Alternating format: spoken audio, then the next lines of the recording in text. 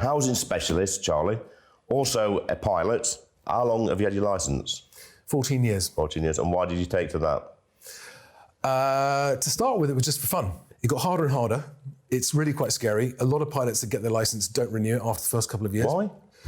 Because you're just left on your own. I mean, it teaches you accountability in a way that you've never understood it. Once you've taken off on your own, you are alone. You cannot pull over and stop, and no one can help you. So whatever happens, either you land successfully or you're dead.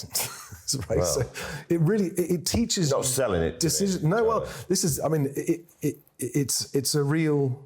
It's such a challenge. It's cathartic. It makes you feel alive.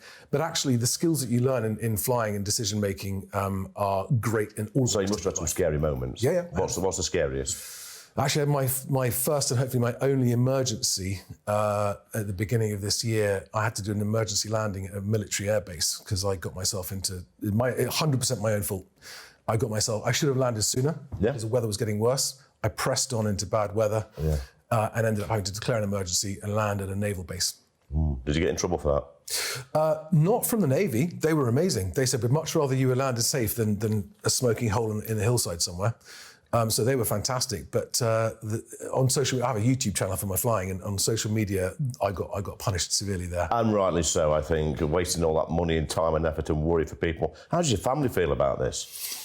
They love it. I mean, we get to do things as a family, because I'm a pilot. It's just amazing family trips. And I got to meet amazing people. I mean, the pilot community is full of incredible people, lots of ex-military, ex-airline, and people who just love to fly for just amazing little contraptions with one seat, with no, it's a magical thing to do. Being up there is a very unnatural thing, and you're up there and you're, what am I doing up here? It's my mate's got one of these simulators in his bedroom. He's built it. It's absolutely brilliant.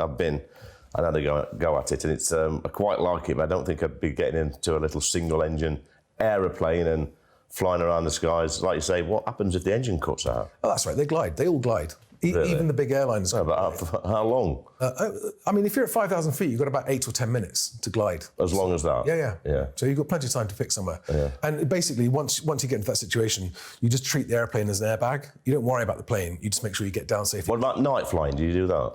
I have done. It's very little, but that's because actually in this country there are very few small airfields open at night. Yeah. Yeah. The CAA doesn't. Everywhere else in Europe and America, you've got pilot-controlled lighting. You can switch on runway lights from the plane.